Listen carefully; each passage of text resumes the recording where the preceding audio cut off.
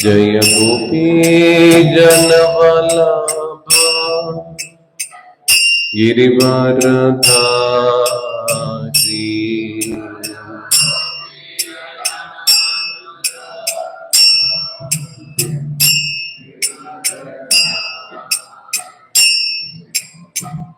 गोपी जनवल्लभ गिरिवरधारी।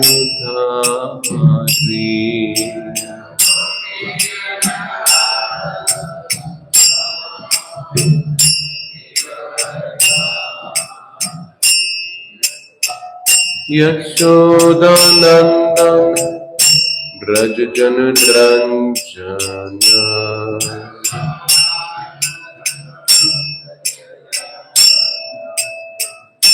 यशोदानंदन ब्रज जन रंजन।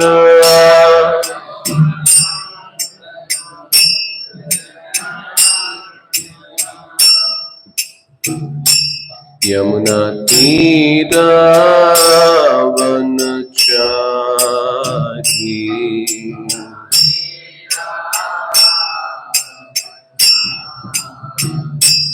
यमुना तीरावनचारी।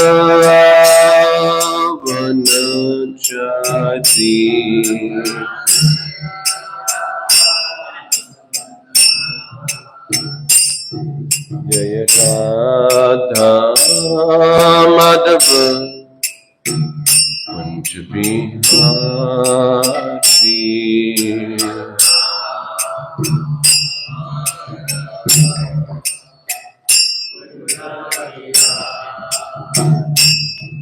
जय राधा माधव कुंज बिहारी।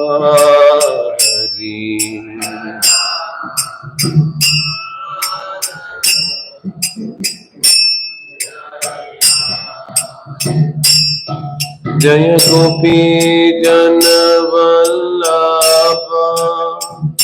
गिरिवरधारी।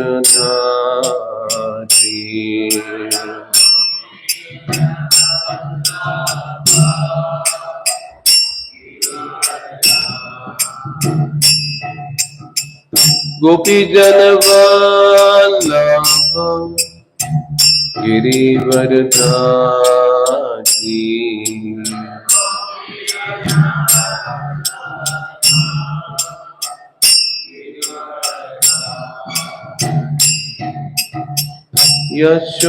यशोदानंदन ब्रज जन रंजन।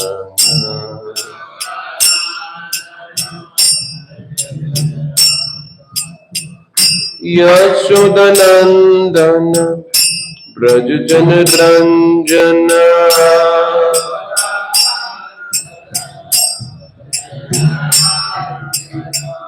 यमुना तीरावनचारी।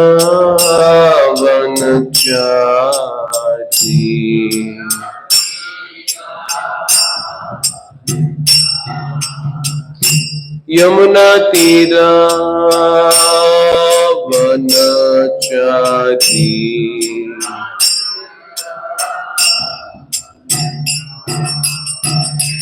जय राधा माधव कुंज बिहारी।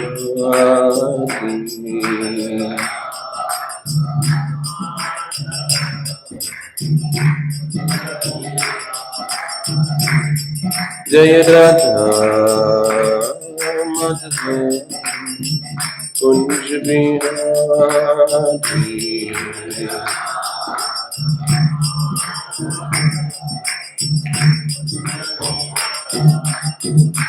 जय राधा माधव कुंज बिहारी।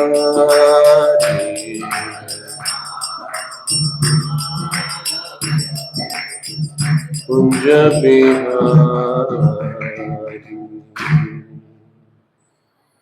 जय ओम विष्णुपाद परमहंस परिव्राजकाचार्य Shri Shri Stookdar Sachved Divine Grace Abhay Churanaravindra Bhaktivedanta Swami Srila Prabhupada ki jai।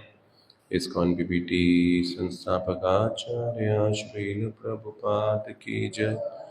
जय ओम विष्णुपाद परमहंस परिव्राजकाचार्य श्री श्री श्लोकधर सश्री डिवाइन ग्रेस भक्ति सिद्धांत सरस्वती गोस्वामी महाराज श्रील प्रभुपाद की जय।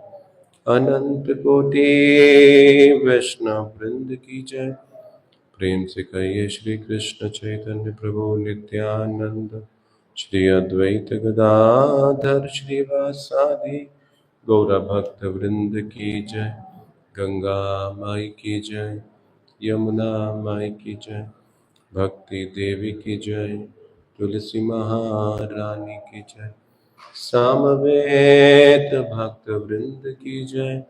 हरिनाम संकीर्तन यज्ञ की जय। श्री नवदीप मायापुर धाम की जय। श्री जगन्नाथपुरी धाम की जय। श्री वृंदावन धाम की जय। श्री श्री राधा कृष्ण गोप गोपीनाथ श्याम कुंड राधा कुंड गिरि गोवर्धन की जय। सभी एकत्रित भक्तों की जय जयकारो। सभी एकत्रित भक्तों की जय जयकारो। सभी एकत्रित भक्तों की जय जयकारो। गुरु गौरांग की जय हो। निताय गौर प्रेमानंदे नमो विष्णुपादाय कृष्ण पृष्ठाय भूतले श्रीमते भक्ति वेदांत स्वामी इति नामिने। नमस्ते सरस्वती देवे गौरवाणी प्रचारिणे निर्विशेष शून्यवादी पाशादेशतारिणे। ॐ नमो भगवते वासुदेवाय।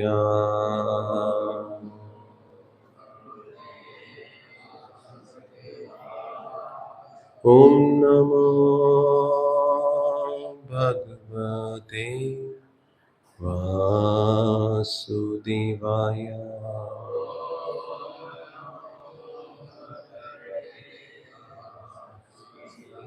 ॐ नमो भगवते वासुदेवाय।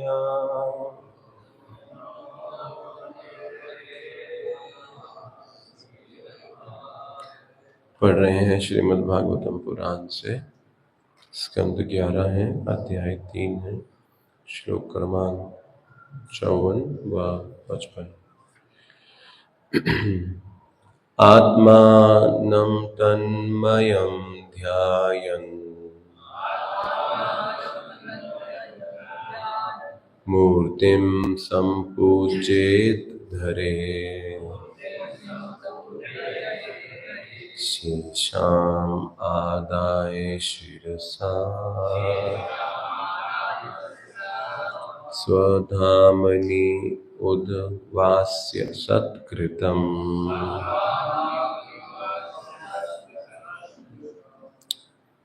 कोई जा रहेंगे?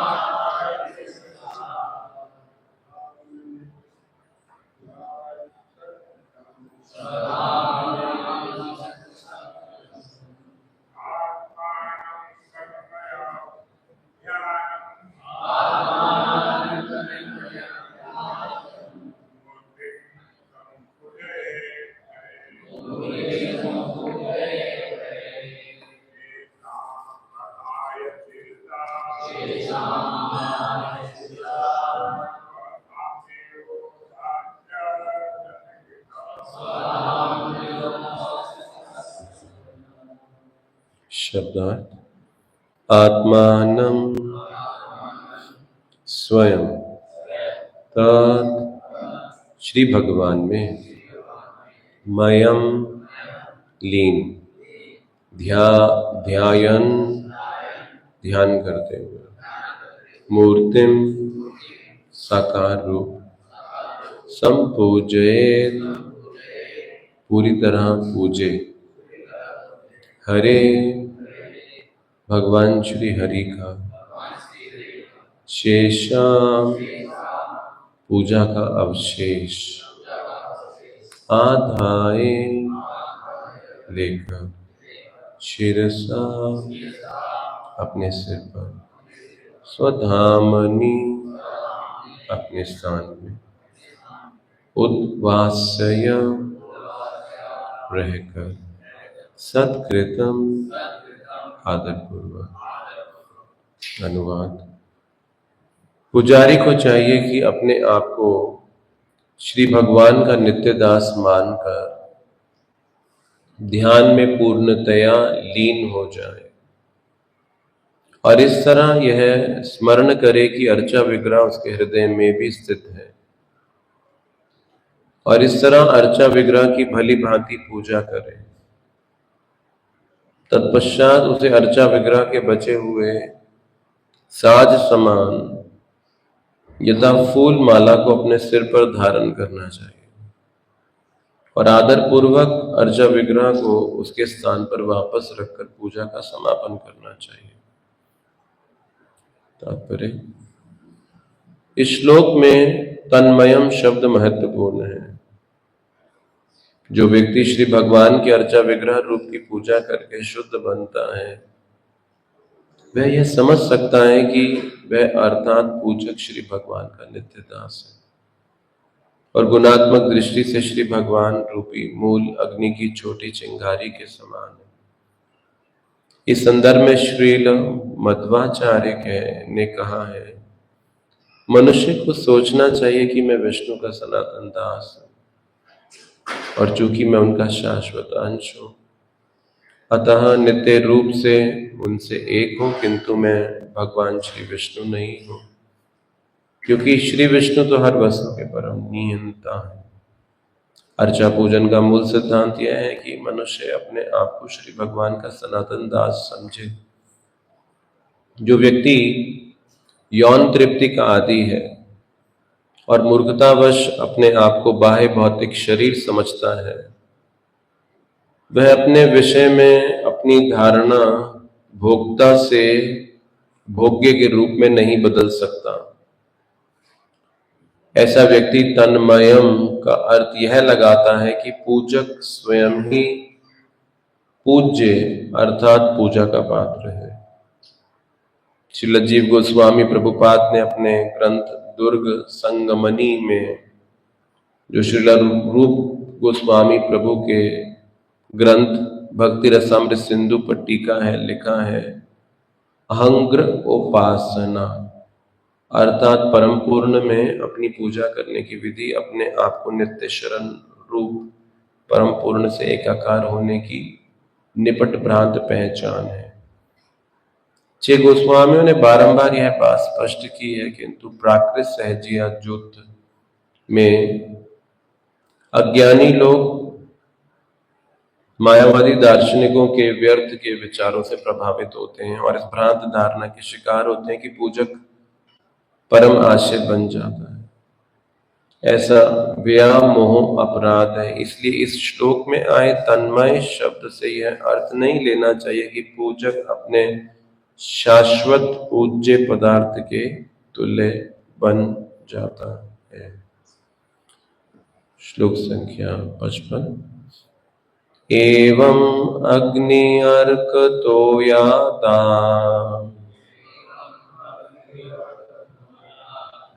अतितो हृदये च यजतीश्वरम आत्मानम् अचिरान्मुच्यते ईसा।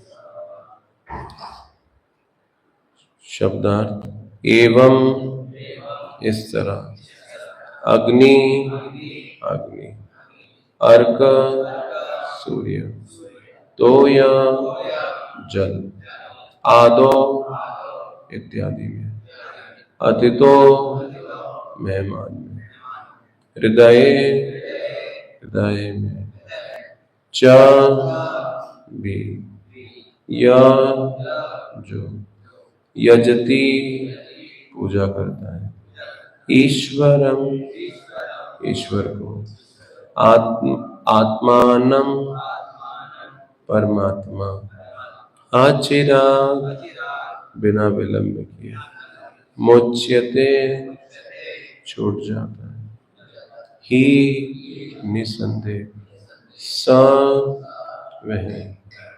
अनुवाद। इस प्रकार श्री भगवान के पूजक को यह पहचान लेना चाहिए कि श्री भगवान सर्वव्यापक है और उन्हें अग्नि, सूर्य, जल तथा अन्य तत्वों में, घर में आए अतिथि के हृदय में तथा अपने हृदय में उपस्थित जानकर उनकी पूजा करनी चाहिए। इस प्रकार पूजक को तुरंत ही मोक्ष प्राप्त हो जाएगा। इस प्रकार श्रीमद् भागवत के एकादश स्कंद के अंतर्गत माया से मुक्ति नामक तृतीय अध्याय के श्रीमद् एसी भक्तिवेदांत स्वामी प्रभुपाद के विनीत शिष्यों द्वारा रचित तात्पर्य पूर्ण हुए। ओम ज्ञानतिमिरान्धस्य ज्ञानाञ्जन शलाकया चक्षुरुन्मीलितं येन तस्मै श्री गुरवे नमः। श्री चैतन्य मनोभीष्टं स्थापितं येन भूतले स्वयं रूप कदा मह्यं ददाति स्वपदान्तिकम्। वन्देऽहं श्रीगुरु श्रीयुतापदकमलं श्रीगुरून् वैष्णवांश्च श्रीरूपं साग्रजातं सहगना रघुनाथान्वितं तं सजीवं साद्वैतं सावधूतं परिजनसहितं कृष्ण चैतन्यदेवं श्रीराधाकृष्णपादान् सहगण ललिता श्री विशाखान्वितांश्च। हे कृष्ण करुणा सिंधु दीनबंधु जगत्पते गोपेश गोपिका कांत राधा कांत नमस्तुते। तप्त कांचन गौरांगी श्री राधे वृंदावनेश्वरी वृषभानुसुते देवी प्रणमामि हरिप्रिये। वाञ्छकल्पतरुभ्यश्च कृपा सिन्धुभैव च पतितानां पावनेभ्यो वैष्णवेभ्यो नमो नमः। श्री कृष्ण चैतन्य प्रभु नित्यानंद श्री अद्वैत गदाधर श्रीवासादि गौर भक्त वृंद। हरे कृष्ण कृष्ण कृष्ण हरे हरे, हरे राम राम राम हरे हरे। नमो विष्णुपादाय कृष्ण पृष्ठाय भूतले श्रीमते भक्ति वेदांत स्वामिनिधि नामिने। नमस्ते सारस्वते देवे गौरवाणी प्रचारिणे निर्विशेष शून्यवादी पाश्चात्य देश तारिणे।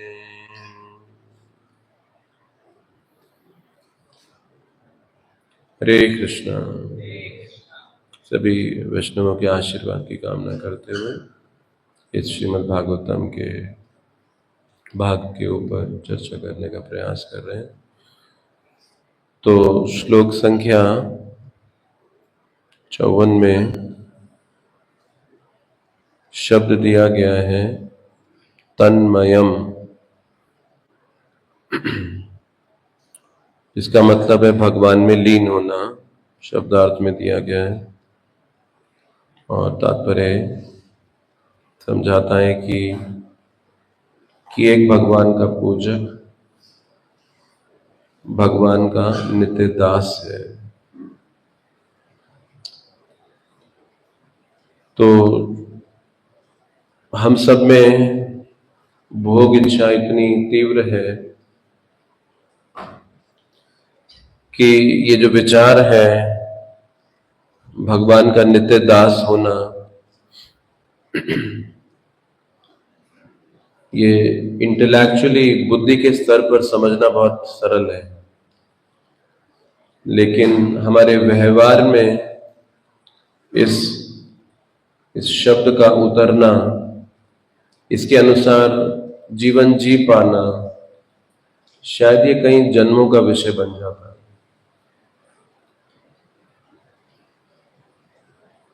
प्रभुपाद जी को एक बार बताया गया कि एक व्यक्ति रोज मंदिर में सिर्फ प्रसाद के समय आता है और फिर चला जाता है। तो हम उसे रोकना चाहते हैं, तो क्या ठीक है? तो प्रभुपाद कहते हैं एक बार मुझे मिलवाओ उससे। तो प्रभुपाद जी कहते हैं कि तुम बाकी सेवा में भाग नहीं लेते, कभी प्रवचन में नहीं बैठते, कभी कीर्तन में नहीं होते, कभी आरती में नहीं होते, सिर्फ प्रसाद के समय आते और चले जाते हो। तो बोला, स्वामी जी मैंने एक दिन आपका प्रवचन सुना था, आप कह रहे थे ऑल सर्विसेज आर इक्वल। तो मुझे लगा कि प्रसाद इज इक्वल टू एवरीथिंग, तो मैं इसीलिए उसी में आता हूँ। तो प्रभा कहते हैं okay, you chant 16 rounds and take prasadam and don't do anything else. तुम 16 माला जप करो और प्रसाद पाओ और कुछ मत करो। अब प्रभुपाद जी ने ये आदेश एक ही बार अपने जीवन काल में इसी एक व्यक्ति को दिया है। कई बार हम वाक्यों को यूनिवर्सली अप्लाई करना शुरू कर देते हैं कि प्रभुपाद ने यहाँ पर ये कहा था, तो I can also follow the same, मैं भी ऐसा पालन कर सकता हूँ। तो संवैधानिक स्थिति है जीव की भगवान की सेवा करना, और इसीलिए पूरा संसार दुखी है भगवान की सेवा ना करके, उसको विचार को ना समझ के। तो जब हमारे शरीर में कोई रोग हो तो भूख नहीं लगती है, विशेषतः अगर इंडाइजेशन हो, डायरिया हो, तो भूख नहीं लगती है। उसी प्रकार से भौतिक जीवन में जब हम लिप्त होते हैं अधिक, तो सेवा की भूख नहीं लगती। ये सेवा की भूख, ये सेवा की इच्छा तभी जागृत होती है जब हम भौतिक जीवन से धीरे धीरे दूरी बनाना शुरू करते हैं। इसलिए भागवतम में कहा गया है कि हम धर्म का पालन कर रहे हैं या नहीं कर रहे हैं, ये किस बात से पता चलेगा? तो श्रीमद् भागवतम कहती है कि धर्म का पालन करने का परिणाम है कि हमारे जीवन में वैराग्य आएगा, और वैराग्य हमारे जीवन में आ रहा है या नहीं आ रहा है, ये किस बात से पता चलेगा? जब हम भगवान के प्रति प्रेम विकसित कर रहे होंगे। तो उसी प्रकार से सेवा करने की जो इच्छा है, ये जागृति तभी होती है जब हम भौतिक दृष्टि से, जब उस भौतिक जीवन को धीरे धीरे कम करते जाएं, स्वस्थ आध्यात्मिक जीवन को जी रहे हैं। और इसीलिए भले चाहे हम भौतिक जगत की बात करें या भक्त समाज की बात करें, हर जगह समस्या का कारण यही आता है, स्वीकार ना करना इस बात को कि हमारी संवैधानिक स्थिति भगवान का नित्य दास होने की है। वृंदावन की घटना है, जब प्रभुपाद जी तो अपने परिव्राज का आचार्य पूरे विश्व भर के भ्रमण पर थे, और पीछे से प्रभुपाद के 2 सन्यासी शिष्यों में मंदिर में बड़ा विवाद चल रहा था, बहुत झगड़ा चल रहा था, और दोनों वृंदावन में थे, और इसके कारण पूरा मैनेजमेंट सफर कर रहा था मंदिर का, मंदिर की सेवाएं सफर कर रही थी। भक्तों को समझ में नहीं आ रहा था इसको एड्रेस कैसे करें इन दोनों को, इनकी आपस में विवाद होने की वजह से। तो प्रभुपाद जी के आने की वेट कर रहे थे कि प्रभुपाद जी रिजॉल्व करेंगे जब वो आएंगे। तो प्रभुपाद जी जब वापस आए तो प्रभुपाद जी को बताया गया कि प्रभुपाद, ये दोनों आपके सन्यासी शिष्य जिनकी आपस में बनती नहीं है, ये थोड़ा विवाद चल रहा है, और इसकी वजह से हमारी सब सर्विसेज, सब मैनेजमेंट सब सफर कर रहा है, तो आप कुछ इंटरवीन करिए, हस्तक्षेप कीजिए, इसका कुछ समाधान निकालिए। तो प्रभुपाद ने एक सन्यासी शिष्य को बुलाया, बोला उसको बुलाओ। तो आए, तो प्रभुपाद ने कहा तुमने सन्यास क्यों लिया? सन्यास का मतलब है मनसा वाचा कर्मणा भगवान की निरंतर सेवा करना, और सन्यासी एक स्थान पर कैसे रह सकता है? तुम जाओ पूरे विश्व भर में प्रचार करने के लिए। तो प्रभुपाद जी का आदेश पाया तो चले जाओ। अब दूसरे को बुलाया, प्रभुपाद दूसरे को लेकर आओ। बोले तुम सन्यासी हो और तुम्हारे पास कोई मैनेजमेंट की जिम्मेदारी नहीं है। सन्यासी जो वर्ण व्यवस्था में सबसे टॉप ऑर्डर के अंदर होता है, तो तुम्हें इस मंदिर का प्रेसिडेंट बनना है। तो दोनों को सर्विस दे दी, दोनों को अलग भी कर दिया। और परम पूज्य गोपाल कृष्ण महाराज प्रभुपाद के साथ खड़े हैं। महाराज कहते हैं प्रभुपाद आप एक्सपर्ट हैं, अब ये समस्या दोबारा कभी नहीं आएगी। तो प्रभुपाद कहते हैं नो, ये फिर से प्रॉब्लम आएगी। जब तक हम ये स्वीकार नहीं कर लेंगे कि हम भगवान के सेवक हैं, तब तक समस्याएं खत्म नहीं होंगी। तो चाहे हम इस संसार की बात करें, चाहे हम भक्त समाज की बात करें, हम सबकी कठिनाई इसी स्थिति पर आकर खड़ी हो जाती है। इसीलिए आप देखिए भगवान के महान भक्त कैसी तीव्र इच्छा है उनकी सेवा करने की। श्रील प्रभुपाद स्वयं, प्रभुपाद जी तेहरान में प्रचार करने गए, ईरान की राजधानी। और तेहरान में जब प्रभुपाद प्रचार करने गए तो खाने के लिए वेजिटेबल्स भी नहीं मिल रही थी। तो प्रभुपाद के जो सेवक थे वो किसी तरह से फ्रोजन वेजिटेबल्स प्रभुपाद जी के लिए ला रहे थे, और जो कि प्रभुपाद के स्वास्थ्य के अनुसार ठीक नहीं थी। तो प्रभुपाद से वो क्षमा मांगते, प्रभुपाद जी हम आपके लिए कुछ ज्यादा यहाँ पर कर नहीं पा रहे हैं, यहाँ कुछ मिल ही नहीं रहा है हमें। तो प्रभुपाद कहते हैं it's all right as long as preaching goes on. जब तक प्रचार चल रहा है सब चीजें ठीक है। तो भगवान के शुद्ध भक्तों में ये विषय बहुत भली भांति प्रदर्शित होता है, क्योंकि वो इस बात पे स्थित है। हमारी दृष्टि स्पष्ट नहीं है। ये दृष्टि जैसे कैमरे का लेंस में अगर कुछ इंप्रेशंस हो तो भले कैमरा कितना ही पावरफुल क्यों ना हो, लेकिन उसकी इमेजेस ब्लर्ड रहेंगी क्योंकि लेंस क्लीन नहीं है। उसी प्रकार से हमारी चेतना का लेंस जब तक दर्पण मार्जनम, जब तक वो स्पष्ट नहीं हो जाता, हम इन सिद्धांतों के अनुसार जीवन जी नहीं पाते। इसलिए जब तक हमारी चेतना शुद्ध नहीं होती, तब तक इन भागवतम को जीना, पुस्तक भागवत की तरह जीवन जीना आसान नहीं है। ये हमारे लिए, हम इस विचारों को अप्रिशिएट करते हैं, पसंद करते हैं, ऐसा बनना भी चाहते हैं, लेकिन ऐसा जी नहीं पाते क्योंकि समस्या चेतना के शुद्धिकरण पर जाकर रुकी हुई है। इसीलिए श्रील प्रभुपाद जी चैतन्य महाप्रभु के सेनापति भक्त, उन्होंने ये आंदोलन खोला हम सबको शुद्ध करने के लिए। अब उस शुद्धिकरण की विधि में हम कभी कभी कई पोजीशंस लेते हैं, कुछ सेवाओं की जिम्मेदारियां लेते हैं, कुछ वर्ण व्यवस्था के अनुसार हमारे एक्सटर्नल कुछ रोल्स हैं, हमारी कुछ बाहें, कुछ हमारी पहचान है, लेकिन अंततः इस सब का एक ही पर्पस है। जितना भी ये पूरा अंतर्राष्ट्रीय श्री कृष्ण भावनामृत संघ की ये जो स्थापना की गई है, इसके हर कार्य को जो सम्मिलित किया गया है, उसका एक ही उद्देश्य है कि हमारा मन शुद्ध हो सके। और जब तक वो मन शुद्ध नहीं होगा, हम इस सिद्धांत को प्रशंसा जरूर करेंगे, दूसरों को भी सिखाएंगे, लेकिन इसके अनुसार हमारा खुद का व्यवहारिक जीवन इससे दूर रहने जा रहा है।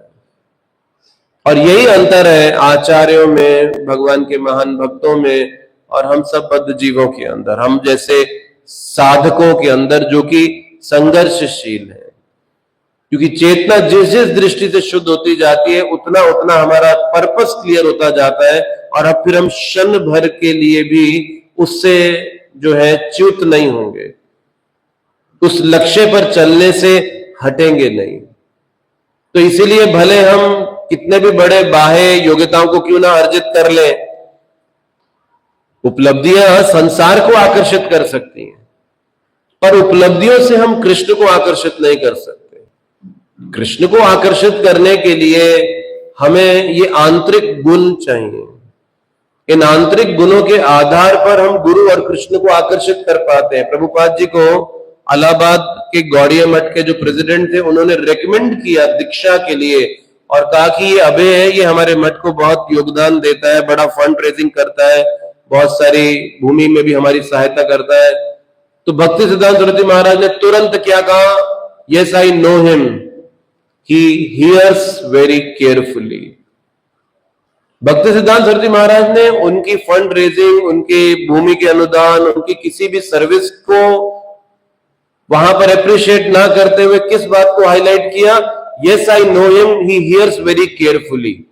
यानी कि गुरु व कृष्ण किससे आकर्षित होते हैं, जब हम भक्ति, शुद्ध भक्ति के कार्यों में अपने मन को लगाना शुरू करते हैं, इन गुणों को जागृत करना शुरू करते हैं, बजाय कि उससे निकलने वाले अन्य मार्ग जो हमें इससे पथच्युत कर रहे हैं।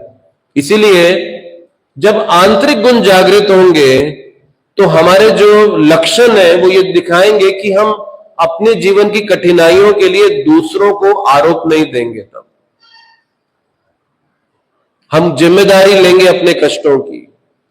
इसीलिए हरिदास ठाकुर जी, भले वो ब्रह्मा जी के अवतार हैं, चैतन्य महाप्रभु ने उन्हें नामाचार्य की उपाधि दी है, और वो हरिदास ठाकुर जब उन्हें 22 बाजारों में मारा जा रहा है, वो इस बात के लिए किसी को आरोप नहीं दे रहे, वो उल्टा प्रार्थना कर रहे हैं नवाब के उन सेवकों के लिए कि भगवान ये नहीं जानते कि ये क्या त्रुटि कर रहे हैं, लेकिन आप इन्हें क्षमा कर देना। सनातन गोस्वामी अपने जीवन में आने वाली हर कठिनाई के लिए स्वयं जिम्मेदारी ले रहे। प्रभुपाद मॉन्ट्रियल में प्रवचन दे रहे थे और एक मिस्टर बनर्जी वो खड़े हो गए प्रवचन के बीच में, और प्रभुपाद जो कहते हैं आप भारत का परिहास उड़ा रहे हैं, उसको नीचा दिखा रहे हैं, आप किस प्रकार से ये प्रस्तुतिकरण कर रहे हैं। और सब लोग सभा में उसको टकटकी लगाकर देखने लगे कि एक व्यक्ति की क्या क्षमता, पूरी सभा में प्रभुपाद जी की निंदा कर रहे हैं खड़ा होकर, और प्रभुपाद एकदम साइलेंट। जब उसके जाने के बाद प्रभुपाद से पूछा कि प्रभुपाद आपने उत्तर क्यों नहीं दिया, तो प्रभुपाद कहते हैं मेरा कोई कर्म होगा पिछले जन्म का, मैंने कुछ किया होगा इसके प्रति पिछले जन्म में, जिसका वो उत्तर देने के लिए मुझे आया है। तो भक्ति की उन्नति का ये प्रथम लक्षण है कि हम अपने कष्टों की जिम्मेदारी लेते हैं। जैसे कि श्रीमद् भागवतम में आप प्रथम स्कंद में देखते हैं कि जहां पर वो परीक्षित महाराज अपने राज्य में भ्रमण कर रहे हैं और भ्रमण के दौरान एक बैल को देखते हैं जिसके 3 पैर टूटे हुए हैं, और परीक्षित महाराज उस बैल के पास आकर क्या कहते हैं कि तुम्हारी इस दशा के लिए कौन जिम्मेदार है। और वहीं पर एक व्यक्ति को देखते हैं जिसने राजा की तरह वेश बनाया है, और वो एक शूद्र था, और वो कोई और नहीं कली पुरुष था जो खड़ा वहां पे तलवार लिए खड़ा था। तो बैल क्या उत्तर देता है कि महाराज हमारे जीवन के कष्टों के जिम्मेदार हम खुद होते हैं, हमारे जीवन में जो कष्ट आते हैं उसकी जिम्मेदारी हमारी खुद की है, वो हमारे ही बोए गए बीज हैं जो फलीभूत हुए हैं। तो परीक्षित महाराज कहते हैं तुम कोई साधारण बैल नहीं हो सकते, कौन हो तुम, कौन हो तुम। और वो इस प्रकार से दर्शन की बात करता है। तो इसीलिए जहां पर भक्ति में उन्नति होगी, वास्तव में भक्ति में उन्नति होगी, वहां पर हम अपने कष्टों की जिम्मेदारी लेंगे, अपने कठिनाइयों की जिम्मेदारी लेंगे, दूसरों पर आरोप मढ़ेंगे नहीं। और ये उन्नत भक्तों के जीवन में दिखाई देता है। और साथ ही साथ एक उन्नत भक्त जो वास्तव में उन्नत है, जिनकी चेतना शुद्ध है, वो असुरक्षा का अनुभव नहीं करते, और विशेषता जब उनके सहयोगी भक्त उनसे ज्यादा उपलब्धियां लेकर आते हैं। देखिए हम अपनी सफलताओं में तो प्रसन्न स्वाभाविक है होते हैं कि जब हम कुछ उपलब्धियां हासिल करते हैं, चाहे वो भगवान की सेवा में ही क्यों ना हो, लेकिन चैतन्य लीला में आप प्रत्यक्ष रूप से इस बात को देख सकते हैं कि कैसे चैतन्य महाप्रभु हरिदास ठाकुर के सामने रूप गोस्वामी की ऐसी प्रशंसा करते हैं कि जैसे उनके 10 मुंह हो कि रूप ने क्या श्लोक की रचना की है। जब रूप गोस्वामी वो श्लोक लिखकर उसे सूखने के लिए हरिदास ठाकुर जी के साथ जब वो पुरी में रह रहे थे रख देते हैं, और महाप्रभु जब आकर उसको पढ़ते हैं उस ताम्र पत्र को, तो महाप्रभु नाचने लगते हैं और कैसे प्रसन्न हो जाते हैं उस श्लोक को पढ़कर, जहां ये लिखा था कि रूप गोस्वामी कहते हैं, भगवान आपका नाम जप करते वक्त ऐसा साक्षात्कार होता है कि एक जीवा 2 कान कम है, लाखों जीवाएं व लाखों कान होने चाहिए तब मैं आपका नाम ले पाऊं, लेकिन एक जीवा 2 कान से संतुष्टि नहीं होती है। महाप्रभु कहते हैं रूप ये क्या लिख दिया तुमने, और महाप्रभु इसे पढ़कर नृत्य करते हैं। और यही नहीं, हरिदास ठाकुर को पढ़ाते हैं कि हरिदास देखो क्या लिखा है रूप गोस्वामी ने। तो हरिदास ठाकुर कहते हैं महाप्रभु निश्चित रूप से रूप गोस्वामी को आपकी कृपा मिली है। चैतन्य लीला में आप ये देखेंगे कि महाप्रभु के पार्षदों में, भक्त गणों में ये असुरक्षा नहीं है जब कोई उनसे ज्यादा महाप्रभु के करीब आता है।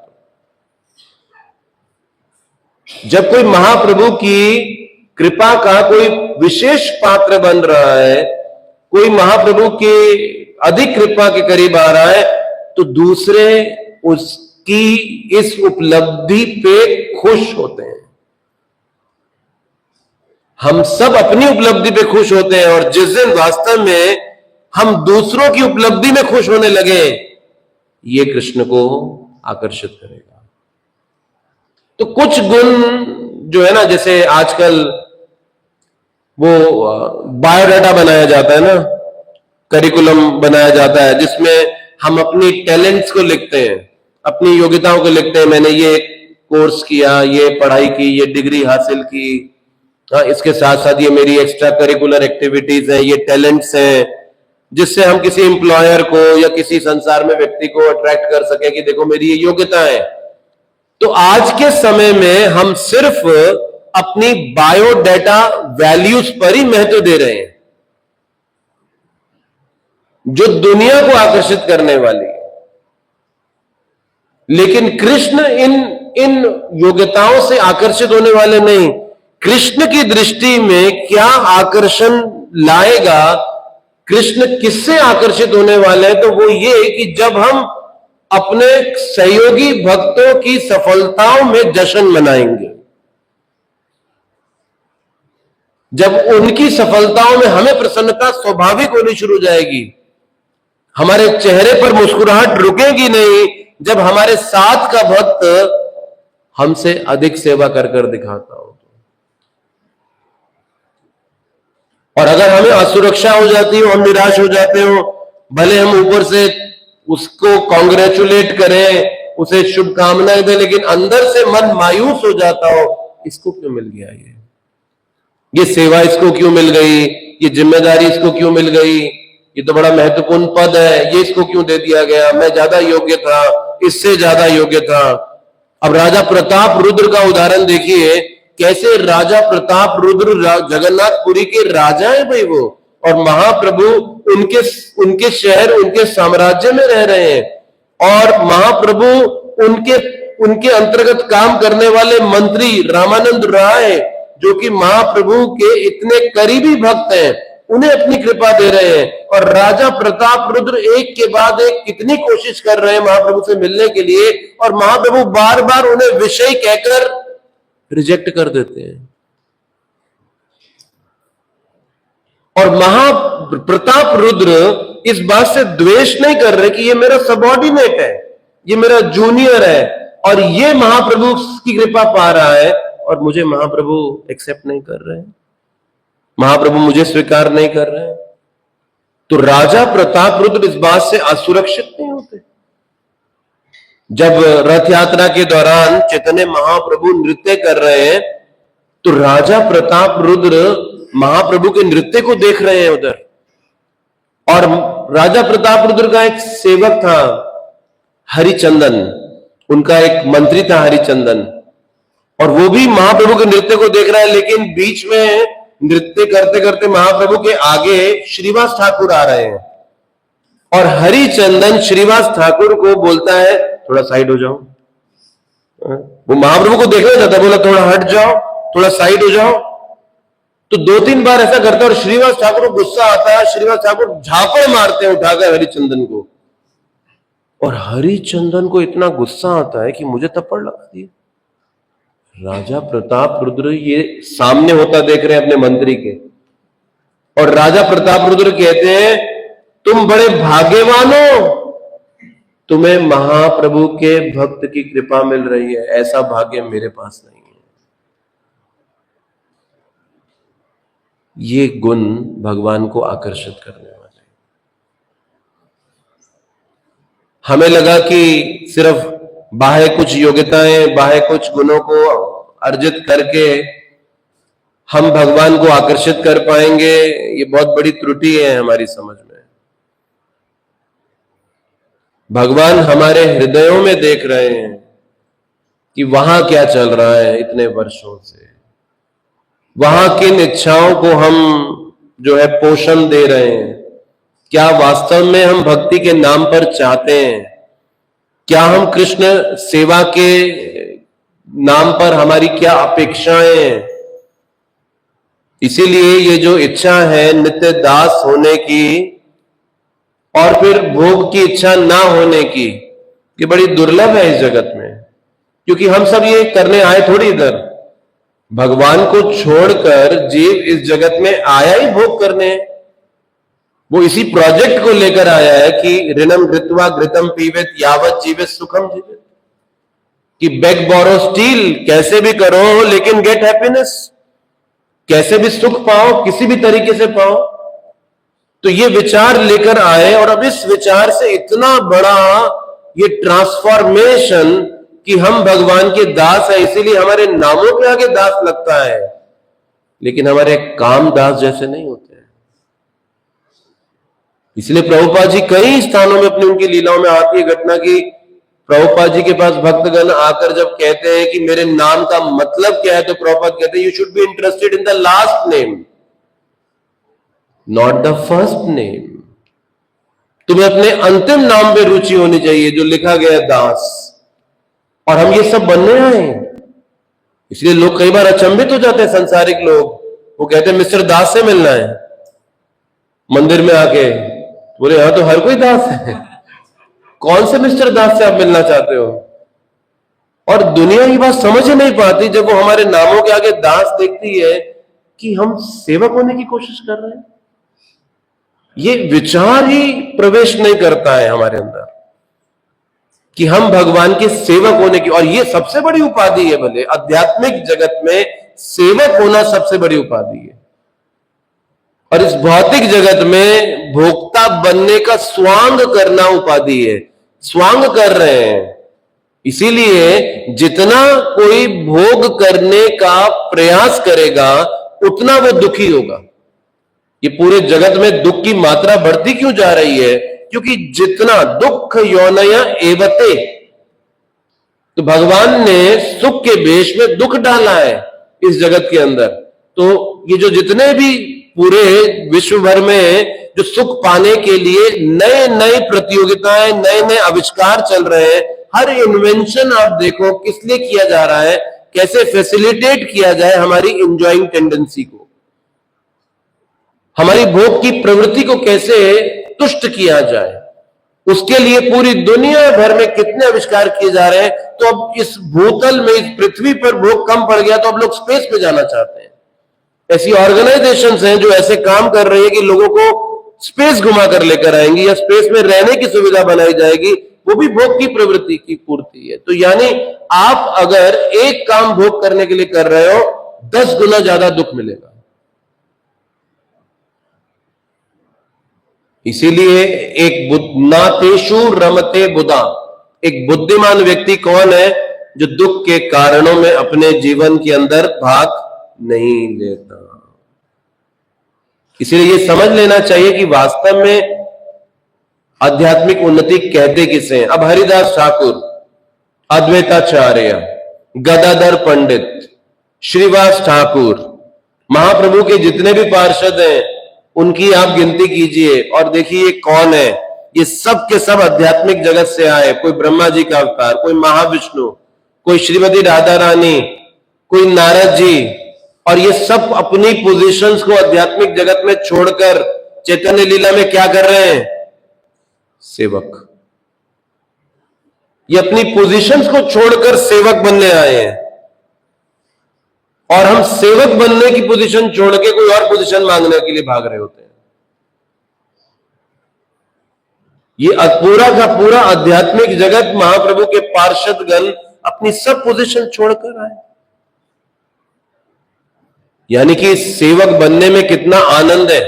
प्रभुपाद जी ने पहला जब वो इस्कॉन का फाउंडेशन डे सेलिब्रेट किया गया लॉस एंजलिस में, शायद, तो उधर केक लाया गया बहुत बड़ा। प्रभुपाद जी को बोला, प्रभुपाद जी आप काटो इस केक को। तो प्रभुपाद ने जब केक काटने जा रहे थे तो प्रभुपाद, एक भक्त साथ में खड़े, कहते हैं, Prabhupada just see we are trying to serve Krishna and we are enjoying so much because we are serving Krishna. हम कृष्ण की सेवा कर रहे हैं और हमें इतना आनंद मिल रहा है। प्रभुपाद कहते हैं, we get happiness more than Krishna. हमें कृष्ण से भी ज्यादा आनंद मिलता है। कृष्ण की सेवा में कृष्ण से ज्यादा आनंद है। लेकिन हमें लगता है कृष्ण बनने में आनंद है, यानी कि कृष्ण के प्रतियोगी बनने में, पौंड्रक कृष्ण का प्रतियोगी बनने में, कृष्ण के जैसे कपड़े पहनकर द्वारका में आ गया, कृष्ण के जैसा रंग लगाकर आ गया और कहता था द्वारका वासियों को, ये नहीं है कृष्ण में हूं।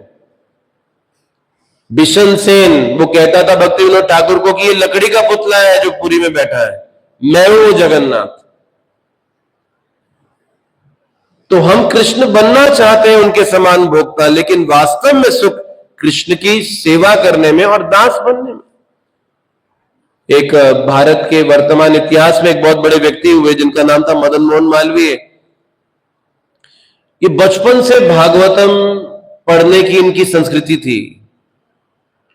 बाल्य अवस्था से श्रीमद् भागवतम पढ़ा करते थे ये, और भागवतम को बहुत अच्छे से समझा करते थे।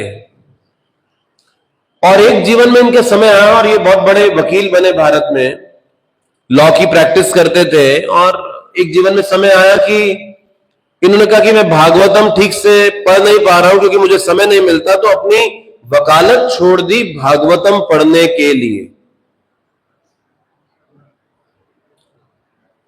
और उस समय भारत में वो जो संग्राम चल रहा था, ये आजादी का, स्वतंत्रता का, और घटना हुई एक बहुत बड़ी, और जिसमें एक पुलिस स्टेशन था चौरी चौरा का जिसे जला दिया गया था। और ब्रिटिश गवर्नमेंट ने इसके बदले में कांग्रेस पार्टी के कई लोगों को पकड़ लिया और पकड़ के जेल में डाल दिया और उनको फांसी की सजा देने जा रहे थे। तो इस पार्टी के लोग आए और मदन मोहन मालवीय को बोले, आप हमारा केस लड़ो। और ये मदन मोहन मालवीय जी कहते हैं, जी मैं तो वकालत छोड़ चुका हूं, मैं 10 साल से वकालत नहीं कर रहा हूं, मुझे पता ही नहीं अब नए लॉस भी क्या है, मैं इस संबंध में नहीं हूं। तो वो कहने लगे, नहीं आप ही लड़ो ये केस, कैसे भी कर इस केस को आप ही लड़िए, कैसा भी करिए। तो किसी तरह से उनको एग्री किया गया और वो उन्होंने केस लड़ा और ऐसा आर्ग्यूमेंट प्रेजेंट किया कि जो ब्रिटिश जज था वो अपनी सीट से खड़ा होकर मदन मोहन मालवीय जी को रिस्पेक्ट दे रहा था। और उन्होंने सारे उन लोगों को जिनको पकड़ा गया था छोड़ दिया। और इसके बाद पूरे भारत में वो एक घर घर का नाम बन गए थे, क्योंकि इतना बड़ा योगदान दिया उन्होंने। जो फांसी के तख्ते पर जा रहे थे उनको जीवित बाहर निकाल कर ले आए अपने तर्कों से। अब ये मदन मोहन मालवीय जी को पता चला कि भक्ति सिद्धांत सरस्वती महाराज एक बड़े महान आचार्य हैं और भागवतम पे बहुत सुंदर भाष्य करते हैं। ये मायापुर में उनसे मिलने के लिए आते हैं और भक्ति सिद्धांत सरस्वती महाराज जी को बताया गया कि मदन मोहन मालवीय जी आपसे मिलने आए। और ये उस समय की बात है जब ये हर कोई इनको जानता है इस घटना के बाद। और भक्ति सिद्धांत सरस्वती महाराज कहते हैं, मैं बहुत व्यस्त हूं, आप वेट करो, या फिर वो मेरा एक ब्रह्मचारी शिष्य उससे जाके मिल लो। और ये उस ब्रह्मचारी शिष्य के पास जाते हैं और वो कहते हैं, मैं तो सेवा में व्यस्त हूं, मैं आपसे बात कर नहीं सकता। तो ये काफी देर प्रतीक्षा करते हैं। फिर वो कहता है, आप खाली क्यों बैठे हो, आप भी मेरा हाथ बटाओ, ये बर्तन धोने आप भी धो लो, थोड़ी देर आओ, भगवान की रसोई के बर्तन है। तो मदन मोहन मालवीय भी कुछ देर उनके साथ बर्तन धोते हैं, और अब बर्तन धोने के बाद ब्रह्मचारी कहते हैं, हाँ क्या प्रश्न था आपका? तो कहते हैं उत्तर मिल गया मुझे, धन्यवाद। और ये है हमारे सारे संशयों का निवारण। इसलिए जब तक हम हृदय से भगवान की सेवा, गुरु की सेवा नहीं करते, डाउट्स मन में बने रहेंगे, क्या करूं क्या ना करूं। ये संशय छोड़ेंगे नहीं हमें कभी, क्योंकि शुद्ध अवस्था में ही डाउट्स हमें आरा पीछा छोड़ते हैं, लेकिन अशुद्ध अवस्था में, बद्ध अवस्था में ये संदेह हमेशा आएंगे, मन में रह कर आएंगे। लेकिन सेवा हमारी सुरक्षा है। सेवन मुखे ही जिह्वा दो, ये सेवा हमारी सुरक्षा है। तो बद्ध अवस्था में ये सेवा हमें बचाकर रखती है, और शुद्ध अवस्था में ये सेवा उनकी संवैधानिक स्थिति है। माधवेंद्रपुरी रेमुना में गोपीनाथ जी के मंदिर में गए, उनको 12 मटके खीर के भोग लगाए जा रहे हैं, और माधवेंद्रपुरी जानना चाहते हैं कि कैसा खीर का आस्वादन है, ताकि ऐसी खीर मैं अपने गोपाल के लिए गोवर्धन में बनाऊंगा। अब ये विचार है, और ये विचार भी कैसा है उनका? सेवा के लिए ही है। लेकिन फिर भी माधवेंद्रपुरी कहते हैं, अरे भोग अर्पण नहीं हुआ और मेरे मन में ये भोग पाने का विचार आ रहा है, मैं इस मंदिर के प्रांगण में रहने के लायक नहीं हूं, और उसी क्षण मंदिर को त्याग कर चले जाते हैं। शुद्ध अवस्था में एक शुद्ध भक्त सेवा से 100% रहता है, और उसमें 1% भी डिविएशन आता है तो वो ग्लानि का अनुभव कर रहा है। जैसे कि श्री माधवेंद्रपुरी, मन में तुरंत भोग का विचार भी नहीं है, वो सेवा के लिए है, लेकिन वो उसको भी भोग का विचार मान रहे हैं। आप सोचिए, हमारे मन को अगर भगवान पढ़ना शुरू कर दें, या मन के आधार पर हमारे पुण्यों की गणना शुरू कर दें, तो इस कलयुग में कोई स्कोप है हम सबके लिए? इसीलिए कलयुग के जीवों की स्थिति को देखते हुए तो कहा गया है कि कलयुग में मन में किए गए पापों की गणना नहीं की जाती, लेकिन मन में किए गए पुण्यों की गणना की जाती है। उसके क्रेडिट मिलेंगे, उसको वैल्यू किया जाएगा, लेकिन मन में अगर कोई पाप किए जा रहे हैं तो उनको महत्व नहीं दिया जा रहा। लेकिन इसका अर्थ यह नहीं कि हम मन में भोग का विचार करते रहे, पाप का विचार करते रहे। तो स्वाभाविक है, अजामिल भी ध्यायतो विषयान पुंसा करता हुआ कहां जाकर बंधन में फंस गया। उधर वो एक ब्राह्मण था, और उस ब्राह्मण के तत्व से उठाकर नीचे कैसे गिरा जाकर। लेकिन ये विचार है कि अगर मन में भी इन बातों को इतना महत्व दिया ना जाना लगे जैसा कि पूर्व युगों में था, तो हमारे लिए कोई आशा की किरण बचेगी नहीं। तो भले हम नमो ब्राह्मण देवाय को ब्राह्मण बताया चाहे बोल रहे हो, लेकिन विचार तो यही है कि ये कुछ देर के बाद हमें मिलने में, ये हमारे लिए ही बनाया गया है, ये हमें ही प्राप्त होना है। इसीलिए शुद्ध भक्ति ये बहुत दूर है हमसे। और प्रभुपाद जी ने कहा, एटलीस्ट हमारी अवस्था में हम अगर शुद्ध भक्तों का 100% अनुगमन कर लें, वो भी हमारे लिए काफी बड़ी सुरक्षा हो जाती है। कैसे? भक्ति सिद्धांत सरस्वती महाराज जी 7 वर्ष की आयु में भक्ति विनोद ठाकुर जी ने उनसे एक बार पूछा कि आम खा रहे थे, कि तुमने ये आम भोग लगाया था बिमला? तो भक्ति सिद्धांत सरस्वती महाराज कहते हो मैं भूल गया, और आजीवन कभी आम को स्पर्श नहीं किया उन्होंने। कैसा स्वतः अपने आप को कैसा दंड दिया कि आजीवन कभी आम को हाथ नहीं लगाते थे। और जब भी कोई आम ऑफर करता था तो क्या कहते थे? आई एम ऑफेंडर, मैं पापी हूं, मैं अपराधी हूं, मैंने एक बार आम बिना भोग लगाए खा लिया। तो इसीलिए चेतना के स्पष्ट होने पर हम इस विचार को कभी भूल नहीं पाएंगे। और इसीलिए आप उन्नत भक्तों के जीवन में जब आप देखते हैं तो वो कैसे 24 घंटे भगवान की सेवा में लगे हुए हैं, समर्पित हैं, क्योंकि चेतना शुद्ध है। इस चेतना के शुद्धिकरण के कार्यक्रम में अशुद्धता से दूरे ना ही आवरम कर्मा बुद्धि योगा धनंजया, स्वतः अपने आप को बचाना होगा जब अशुद्धताएं प्रवेश करें मन में। तो चैतन्य चरितामृत कहती है कि अवांछित पौधों को निकालना होगा स्वतः, यानी कि खुद केयरफुल रहना पड़ेगा हमें। इस मार्ग पे चलते हुए अपने खुद के मन को पढ़ना होगा, विचारवान होना होगा कि मेरा मन किस दिशा में जा रहा है और ये कैसी अपेक्षाएं कर रहा है।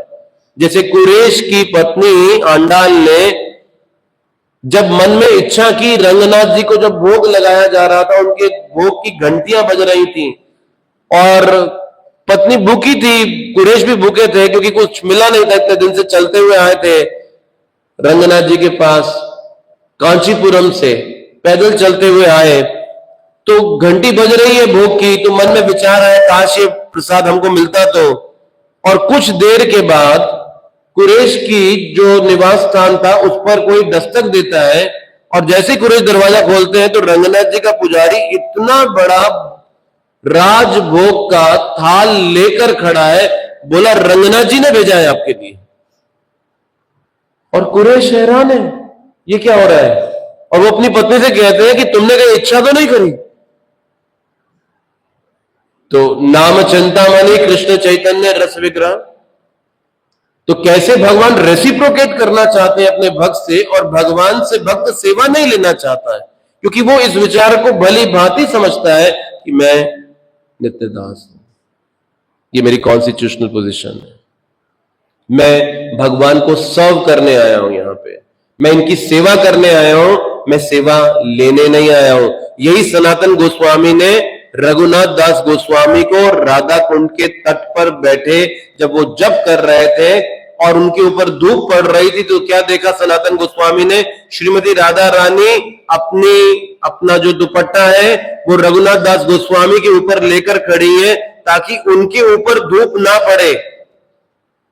तो सनातन गोस्वामी ने क्या कहा? रघुनाथ कुटिया बनाओ, हम यहां सेवा करने आए हैं, सेवा लेने नहीं आए हैं।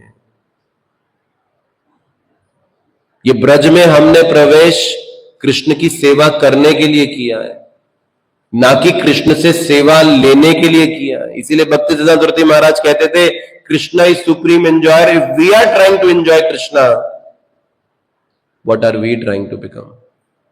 कृष्ण परम भोक्ता है और अगर हम कृष्ण के समान भोक्ता बनने की कोशिश कर रहे हैं तो हम क्या करने की कोशिश कर रहे हैं? तो इसीलिए तोते की तरह हरे कृष्णा बोलना सीख लेना। प्रभुपाद जी कहते हैं हमें जीवन के अंत काल में कृष्ण के स्मरण तक नहीं ले जाएगा।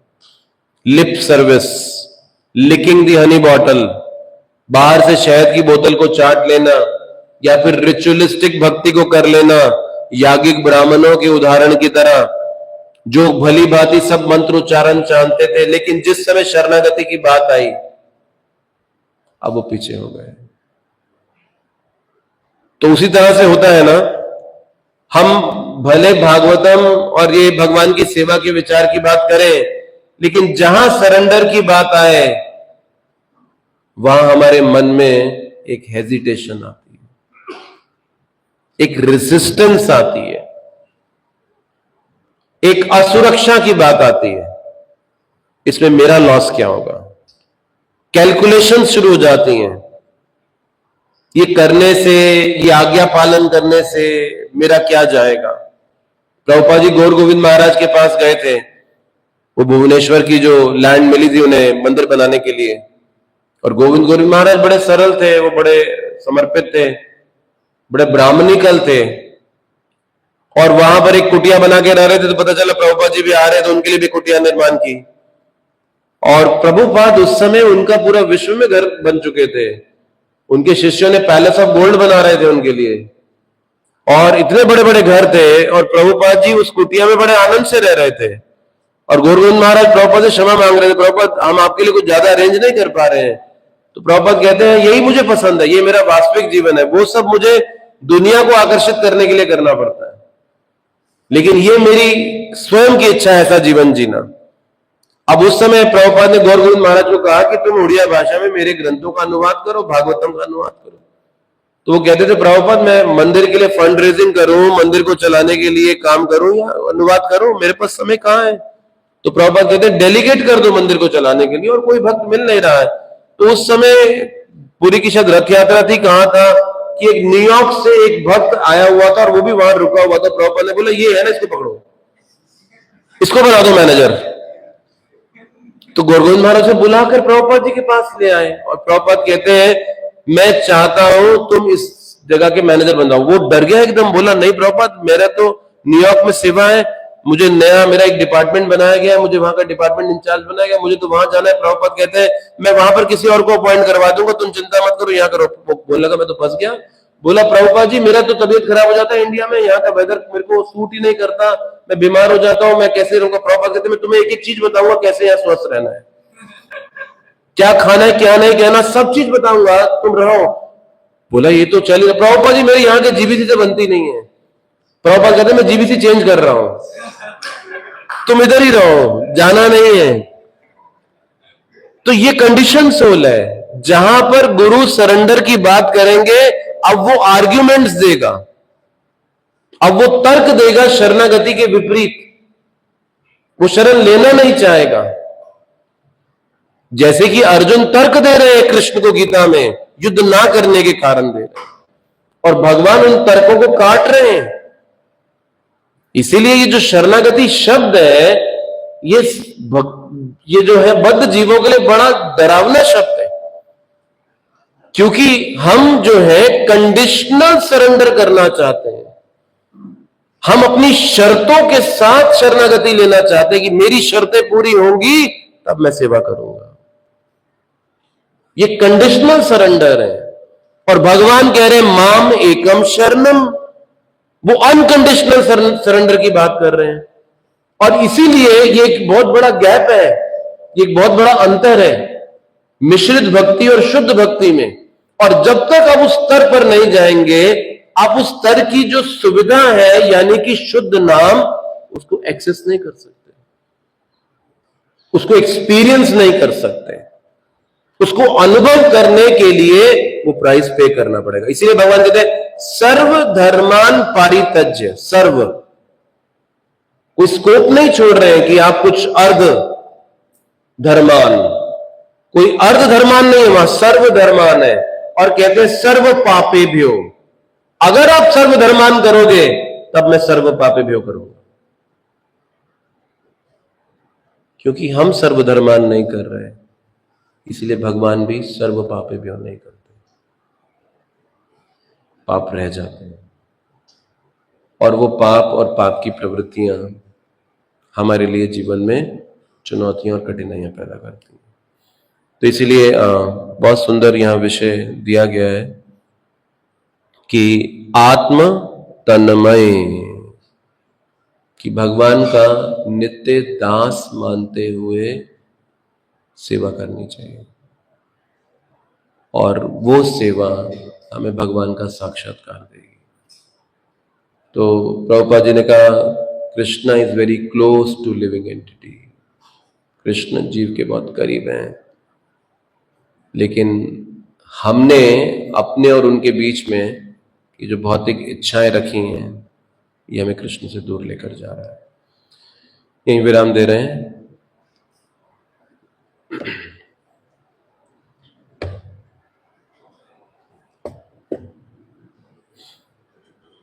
कोई प्रश्न ले सकते हैं? कोई प्रश्न है तो पूछ सकते हैं जी।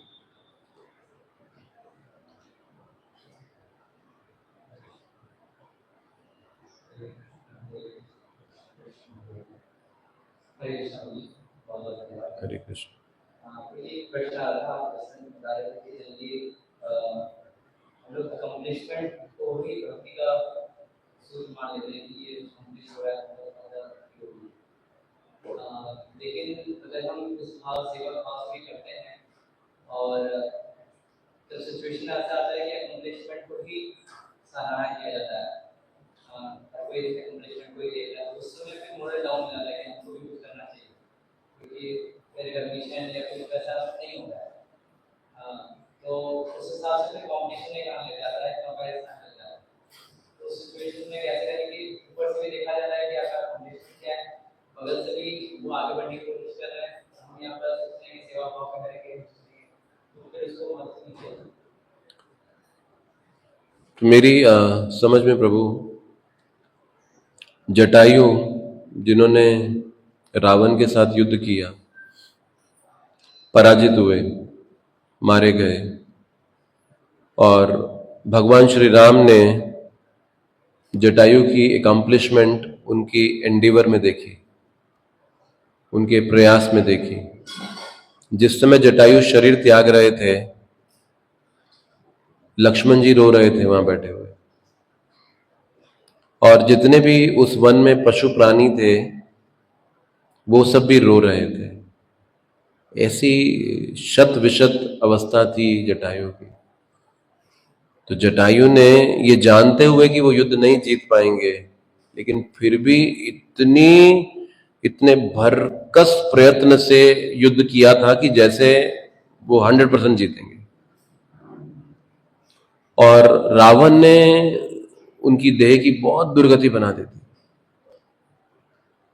शरीर का कोई अंग नहीं था जहां उनको घाव ना हो, और ऐसी पीड़ा में वो देह त्याग रहे थे।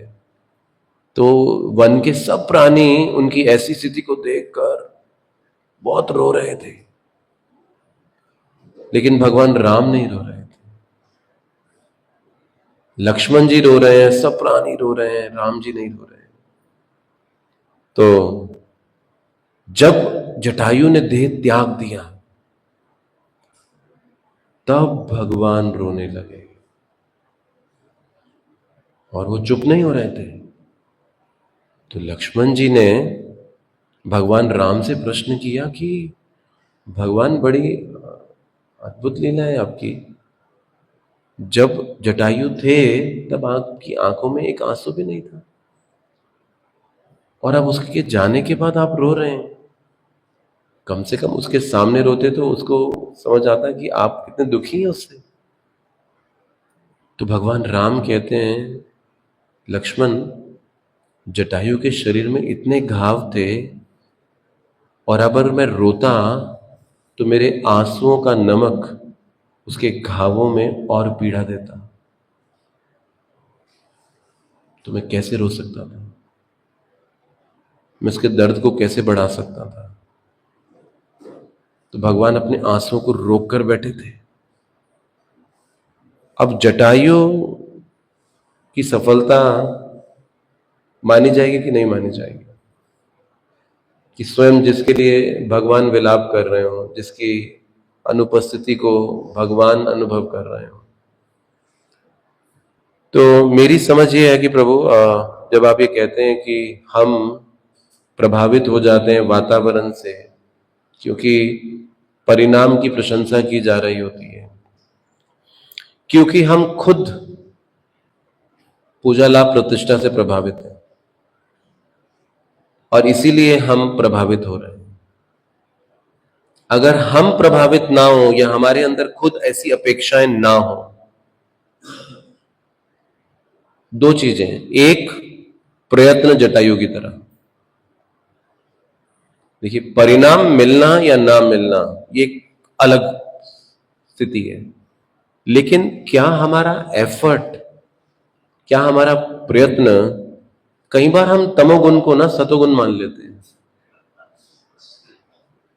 कि तमोगुण का मतलब है आलस्य, और हम कहते हैं देखो कितना सात्विक भक्त है ना, देखो बेचारा हमेशा कितना शांत रहता है, इसको कुछ फर्क ही नहीं पड़ता दुनिया कहां भाग रही है, क्या कर रही है, बैठा ही रहता है हमेशा बेचारा।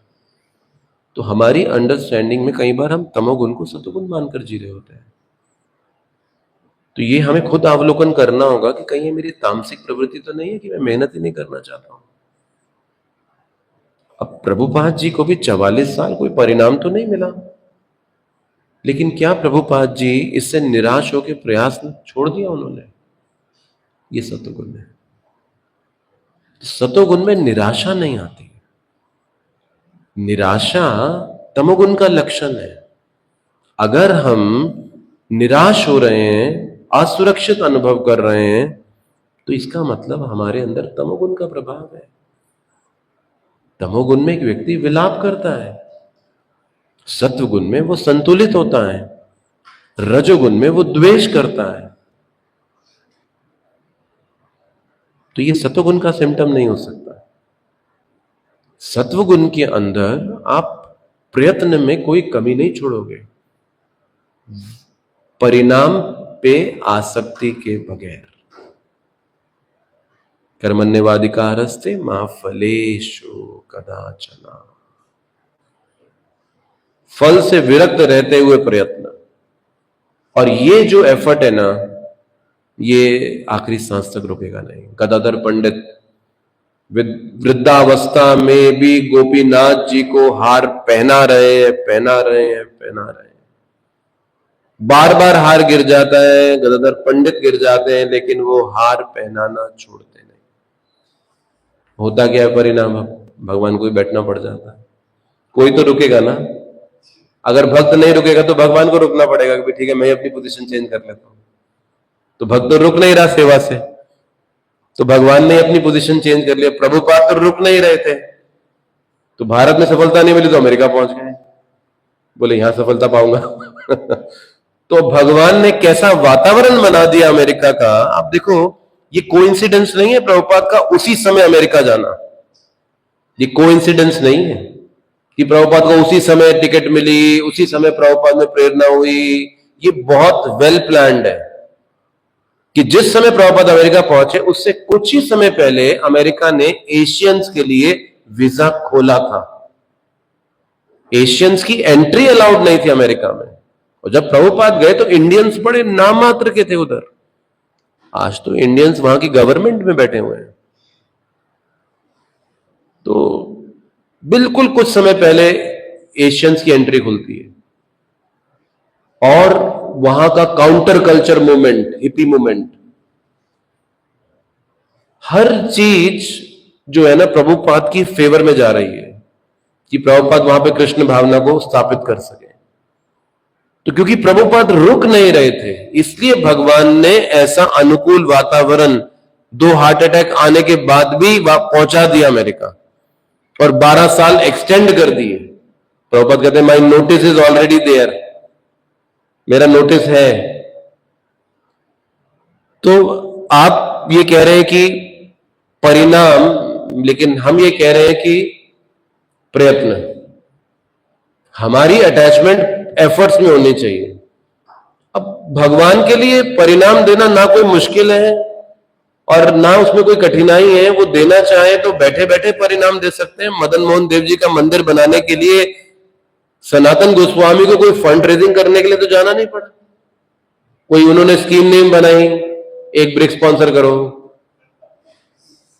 उन्होंने तो सिर्फ भजन किया, और देखो लाला रामदास कपूर खुद ही आ गए वहां पर मंदिर बनाने के लिए। तो तीव्र इच्छा जब एक भक्त की भगवान के लिए कुछ करने की होगी ना, तो भगवान उसकी व्यवस्था उसके आसपास कर देंगे। प्रॉब्लम है डिजायर टू सर्व में कमी है। टैलेंट और हमारी योग्यता का यहां प्रश्न नहीं है कि हमारा टैलेंट क्या है, हमारी योग्यता क्या है। अब प्रभुपाद जी के गुरु भाइयों की तुलना जब प्रभुपाद से करते हैं, तो प्रभुपाद के गुरु भाई कई गुना अधिक टैलेंटेड थे प्रभुपाद से। ऐसे ऐसे स्कॉलर्स थे प्रभुपाद के गुरु भाई। भक्ति रक्षक श्रीधर स्वामी महाराज, उन्होंने त्रिपुरारी महाराज प्रभुपाद के शिष्य है, उनको क्या कहा कि भक्ति सिद्धांत सरस्वती महाराज ने उनको बोला मैं 10 साल अमेरिका में रहना चाहता हूं। भक्ति सिद्धांत सरस्वती महाराज ने बोला श्रीधर महाराज को कि मैं 10 साल अमेरिका में रहना चाहता हूं, लेकिन भक्ति सिद्धांत सरस्वती महाराज तो जा नहीं पाए। तो वो कह रहे थे तुम्हारे गुरु महाराज के थ्रू, त्रिपुरारी महाराज को प्रभुपाद के लिए कह रहे हैं, तुम्हारे गुरु महाराज के थ्रू मेरे गुरु महाराज 10 + 2 साल अमेरिका में रहे। तुम्हारे गुरु महाराज के थ्रू मेरे गुरु महाराज ने सारा कार्य किया है। तो ये जो तीव्र इच्छा है ना भगवान को सर्व करने की, यही सक्सेस है, यही परिणाम है। रेस्ट रिजल्ट्स तो भगवान के लिए किधर मुश्किल है। तो मेरी समझ ये है कि अगर हम सतोगुण के अंदर भगवान की सेवा कर रहे हैं, डिटैच होकर सेवा कर रहे हैं और एंडीवर में कोई कमी नहीं छोड़ते, तो भले परिणाम ना मिले ना, सेटिस्फेक्शन होती है, मैंने किया कृष्ण के लिए कुछ। भले दुनिया आपको अवार्ड दे या ना दे, कोई अधिकारी आपको पूछे या ना पूछे, आप सेटिस्फाइड रहेंगे। सबसे प्रथम बात है कि हम संतुष्ट हैं या नहीं है। तो अगर हमारे अंदर असंतोष है तो इसका मतलब हमारे एफर्ट्स में कमी है। आप जब भरपूर एफर्ट्स करते हैं तो सबसे पहले भगवान परमात्मा रूप में आपको ही सेटिस्फेक्शन देते हैं, क्योंकि इसका मतलब भगवान प्रसन्न है जब आपको संतुष्टि दे रहे हैं। Yes, I did it. So थोड़ा ये अवलोकन करना आवश्यक है। हरे कृष्ण।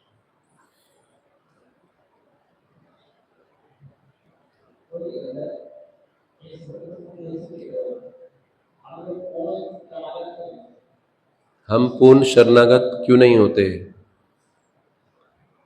कौन रोक रहा है? कोई बाहर से रोक रहा है? नहीं, नहीं हो सकते। इसका मतलब डिजायर किसकी नहीं है। तो जितनी मात्रा की भोग इच्छा होगी उतनी मात्रा में हम सरेंडर अवॉइड करेंगे। तो शरणागति एक क्षण का विषय है, लेकिन रेसिस्टेंस ये जन्मों के पाप है, जिसने विरोध हमारे मनों में डाला है। इसीलिए आप देखिए कि अर्जुन भगवान की शरणागति लेते हैं ना, प्रथम अध्याय का दूसरे अध्याय का 7वां श्लोक आता है, जब शिष्यस्ते हम शादीमाम त्वाम प्रपन्नम। तो शरणागति लेते हैं लेकिन फिर भी डाउट्स हैं, फिर भी संदेह है। अब फिर जब दूसरी शरणागति आती है अर्जुन की, तो वहां कहते हैं करिष्ये वचनम त्वाम। अब कृष्ण की सेवा में लग जाते हैं। तो इसीलिए रेसिस्टेंस हमारे खुद के मनों में है। और जब तक हम खुद विलिंगली वॉलेंटरीली बदलना ना चाहें, ना तो गुरु, ना परंपरा, ना वातावरण, ना स्थान, विधि कुछ भी काम नहीं करता।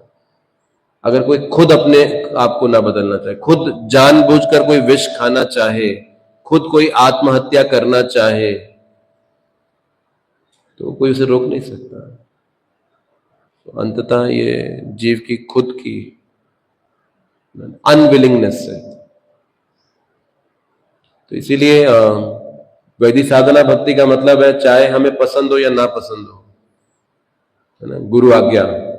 तो वैदिक साधना भक्ति गुरु आज्ञा के मोटिवेशन से की जाती है। आप जो प्रश्न कर रहे हैं वो राग मार्ग की स्टेज पूछ रहे हैं, वो उसमें होगा, लेकिन हमारी स्थिति में तो गुरु आज्ञा है। तो इसीलिए प्रभुपाद ने कहा where is the question of mind. मन का प्रश्न किधर है? Man is a non entity. Prabhupada ने कहा मन एक नॉन एंटिटी है, इसका प्रश्न किधर है? तो ये तो जीव और भगवान के प्रतिनिधि का विषय है। तो जब हम कहते हैं गुरुपाद आश्रय, तो ये जीव और भगवान के प्रतिनिधि के संबंध की बात है। यहां पर मन कहां से आ गया?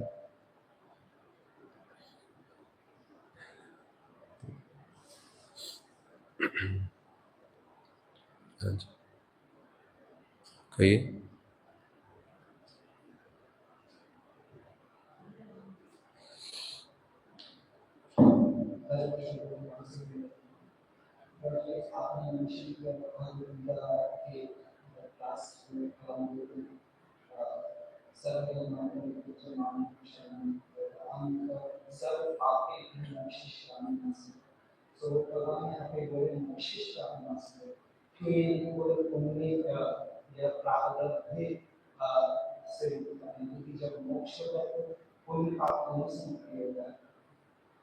मोक्ष होता है तो पुण्य पाप दोनों से मुक्त होता है।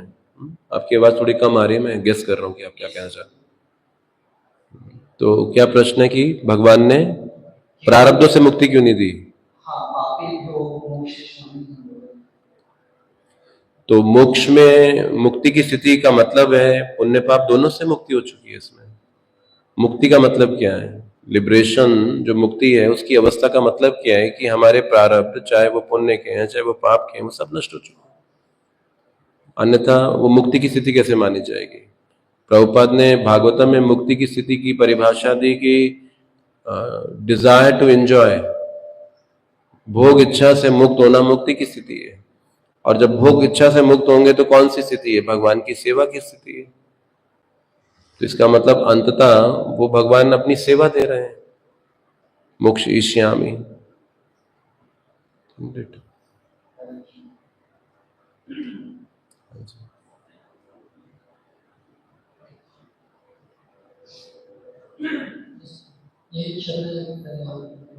हरे कृष्ण। जैसे श्रद्धा की बात है तो हमें कुछ आदेश आए तो हमें लगता है कि इतना हमारा लेवल नहीं है कि बहुत कर सकते और उस समय में एक्सप्रेस करें जितना कर पाए ये करें तो ये सही दिशा है। तो अच्छी बात कह रहे हैं आप कि हमारा स्तर नहीं है उतना कि हम शरणागति कर पाए। तो ऐसी स्थिति में विनम्रता होनी चाहिए हमारे अंदर कि मैं योग्य नहीं हूं। पर प्रॉब्लम यह है कि विनम्रता की बजाय हम गर्वित होते हैं जो भी हम कर रहे होते हैं उससे कि देखो आई एम सो स्पेशल, मैं कितना बड़ा काम कर रहा हूं, मैं कितना योगदान दे रहा हूं। होना ये चाहिए कि मैं इस बात पे शर्मिंदा हूं कि जो अपेक्षा है मैं वो नहीं कर पा रहा हूं, मैं अप टू द स्टैंडर्ड नहीं हूं। तो ये हमारे अंदर एक दैन्यता के भाव को विकसित करने की बजाय अहंकार के भाव को विकसित कर देता है। तो इसका मतलब हम वास्तव में मान नहीं रहे इस बात को कि मैं अयोग्य हूं। हम अयोग्यता को एक्सेप्ट नहीं कर रहे हैं, हम उसको भी माइंड जस्टिफाई कर रहा है अयोग्यता को, क्योंकि उसके साथ ये सारी क्वालिटीज है इसलिए वो ऐसा कर पा रहा है, मेरे साथ ये सपोर्ट नहीं है इसलिए मैं ऐसा नहीं कर पा रहा। तो माइंड के जस्टिफिकेशन से अब प्रॉब्लम क्या है कि माइंड माया का एजेंट है। माया हमारी लाइफ में इंटरवीन माइंड के थ्रू करती है। तो माइंड वो सब काम करेगा जो आपको भक्ति में स्लो बनाए रखने के लिए चाहिए। तो माइंड ऐसे जस्टिफिकेशंस देगा कि जिससे आप भक्ति में शरणागति ना लो। बोलेगा थोड़ा बैलेंस करके चलो भाई, ज्यादा करने से कुछ प्रॉब्लम हो सकती है। माइंड बहुत सारे जस्टिफिकेशंस लाएगा क्योंकि अल्टीमेटली माया प्ले कर रही है उसके थ्रू और वो विक्टिम बना हुआ है और हमने माइंड पे रिलाई किया हुआ है क्योंकि हमारा आइडेंटिफिकेशन माइंड के साथ है। हम जब माइंड से अपने आप को आइडेंटिफाई कर रहे हैं तो लाइक्स डिसलाइक्स ये किधर है? ये माइंड के धरातल पर है ना। तो हम अपनी पहचान मन से करते हैं और मन माया का एजेंट है।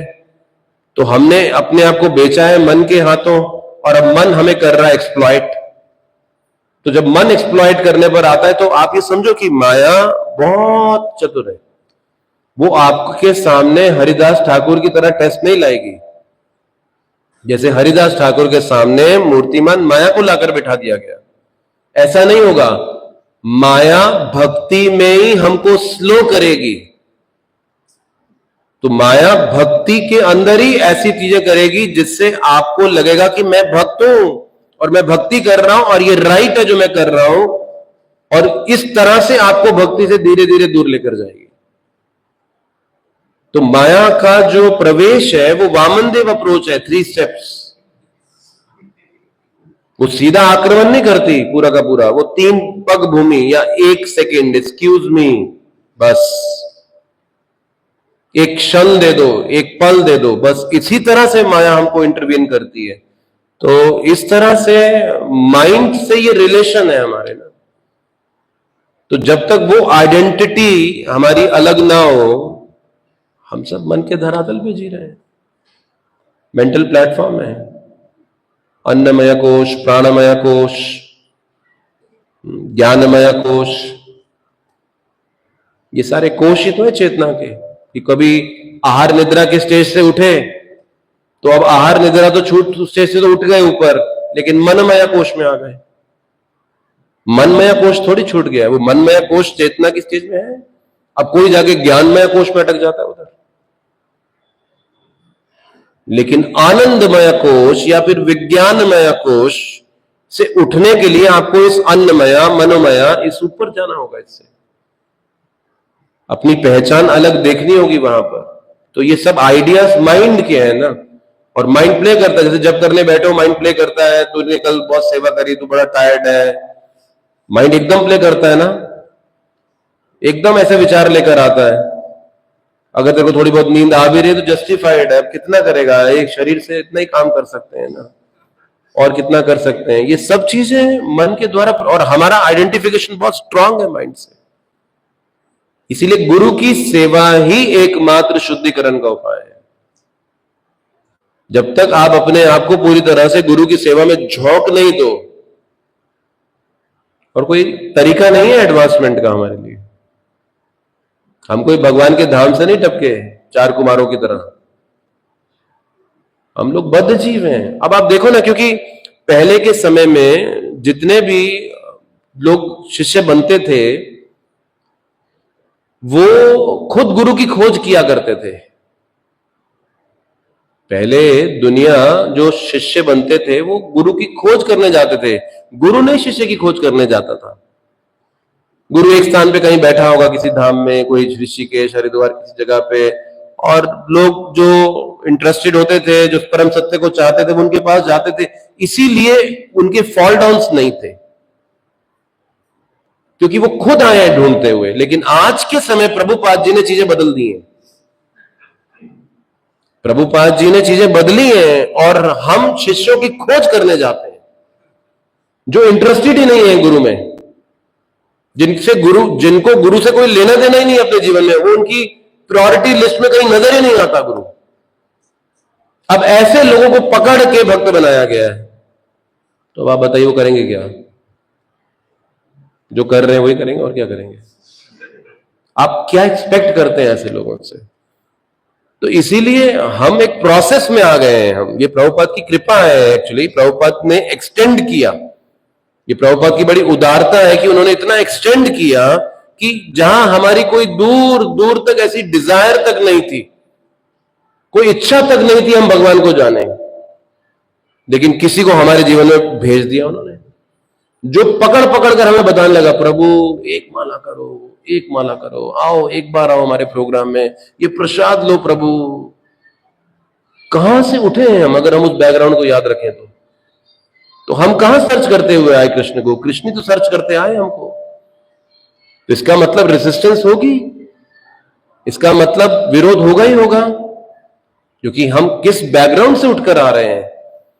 तो ये समझना चाहिए कि उस स्थिति से जो आज कर रहे हैं ये भी बहुत बड़ी बड़ी बात है अपने आप में, जो हम कर पा रहे हैं।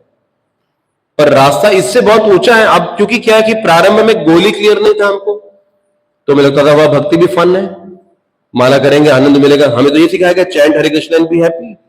वो बाकी बातें तो बाद में समझ में आने लगी, अरे बहुत कुछ करना पड़ेगा। वो फिल इन द ब्लैंक भी बीच में, chant Hare Krishna and fill in the blank and then be happy है। पहले तो हमको यही बताया गया शुरू शुरू के अंदर, तो हम इसी बात से आगे, अरे वाह चैंट, मुझे हैप्पीनेस चाहिए, चैंट करूंगा तो हैप्पीनेस मिलेगी, मेरे कॉलेज में नंबर ज्यादा आएंगे, मुझे डिग्री जल्दी मिलेगी, मेरा कॉन्सेंट्रेशन बढ़ जाएगा, मेरा फोकस बढ़ जाएगा, मेरे को नींद नहीं आती वो मेरी बीमारी दूर हो जाएगी, मेरा ये